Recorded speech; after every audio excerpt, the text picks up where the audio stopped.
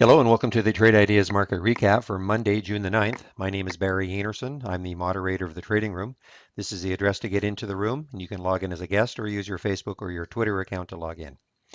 Well, before I take a look at the trades that I actually posted in the room today, have to take a look at IDEX, which was the sensational trade, I suppose. Well, not really a trade. There was no opportunity to trade it.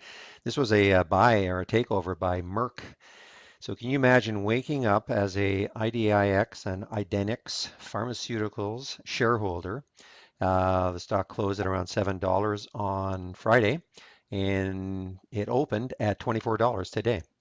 So that has really helped to kickstart again the bios. And I have to just mention my bio that I'm in.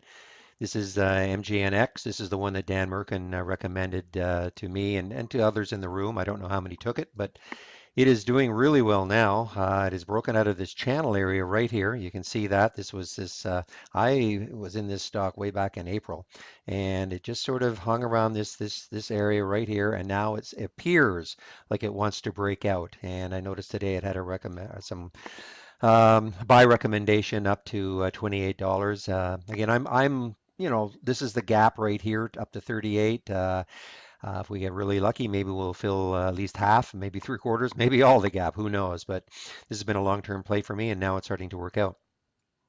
So let's take a look at some of the stocks that we traded today in the room. Now, eBay was the first one.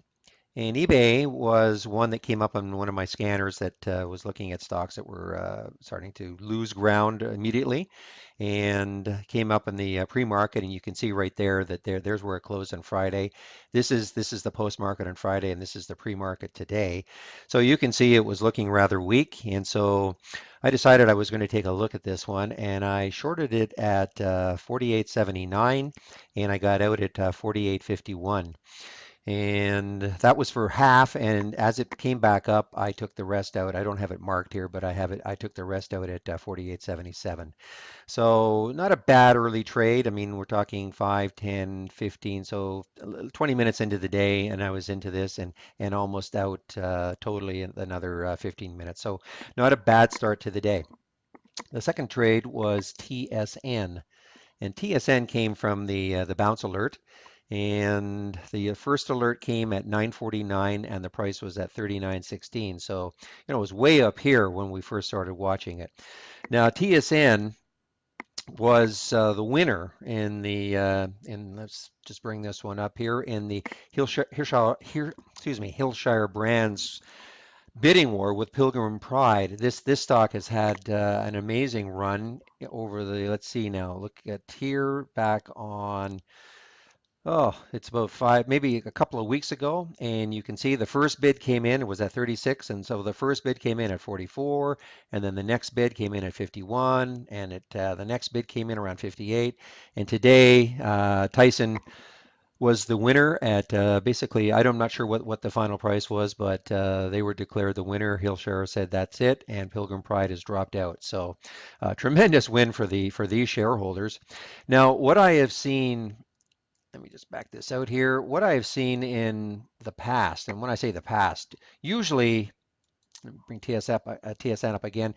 Usually what happens, the acquiring shareholder, in this case TSN, I would say generally all the time used to always take a fall on that day, as shareholders had to figure out, is this a good thing, a bad thing, are we getting diluted, and whatnot. But over the last 6 months, it has seemed that most of these takeovers, even, obviously the acquiring company goes up, but even the takeover, the company that is doing the takeover has had a strong day, and it's just been sort of contrarian. Well, today finally, we had a day in which the acquiring company didn't do so well, and now, again, shareholders taking a look to see what does that mean long term to the company. So this is more typical, in my opinion, of what used to happen anyway. So I was in this. This is just, this is sort of an aside, because all I'm saying here is that, typically this is what happens. But so when I saw the bounce alert at around 39.16, so we started watching it in the room, and it kept coming down and down and down, and it held 38. And This was too much of a stop though for me to get in right away because here's the last candle. It's a 5 minute candle, so here's the last candle, and yes, this green candle poked above this candle, but it's just way too much of a stop. But I did say that if it could kind of consolidate just a little bit in this area, that I would be definitely taking a look at the trade. And that's what it did. I entered the trade at 38.35, and it tried to pop up a little bit, but as it came back down, I mean, very quickly I exited just for a very small, like a 2 cent gain as it came back down again and up and down. And it basically, it it just kind of jogged in this area. And I actually said in the room that if it could break through 38, it would be a good short opportunity. Unfortunately, my broker didn't have TSN shorts for me, but if any, hopefully somebody others in the room might have taken advantage of that, because once it broke 38, it looked like it was going to continue down. And there's about a little over half an hour left in the market, and that's what it looks like it's doing.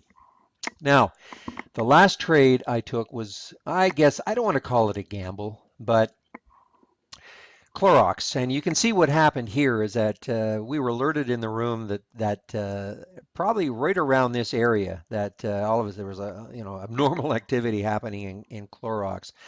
So of course, what we're trying to do, at least I was trying to do, was time it when we might get some kind of a pullback, and a major pullback. I mean, we've seen these things time and again where there's a tremendous spurt up, and then they just can't keep going up forever. And a lot of times, we could have expected maybe a pullback to this area here, and then maybe if it wanted to keep going up. So of course, the trick is where is it going to stop and then come down?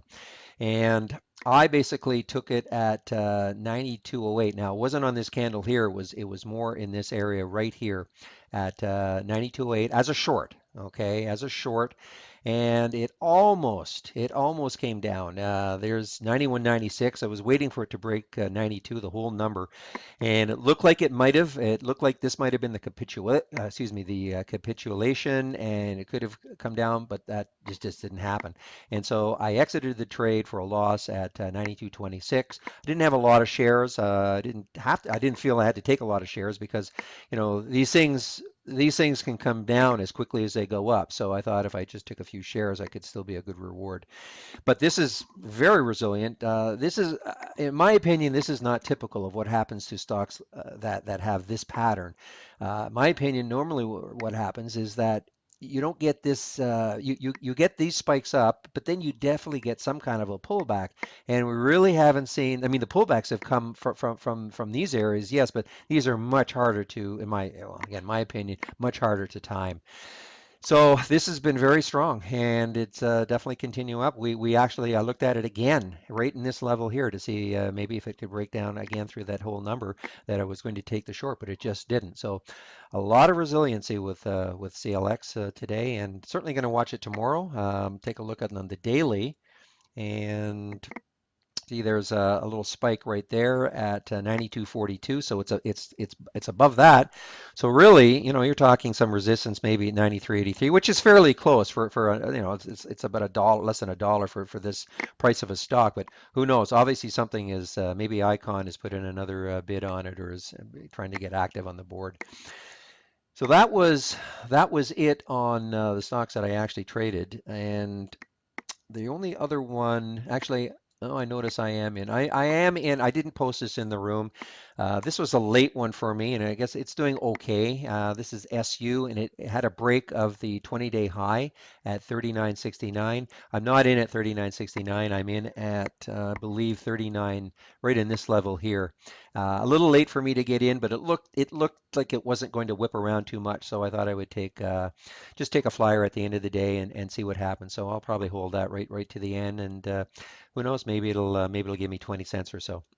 So that's it for today, and this is my second to last day of doing the videos. Tomorrow will be the last, and then I'm on vacation for 5 trading days at any rate. So tomorrow will probably be a bit of a light trading day for me as I get excited about my vacation.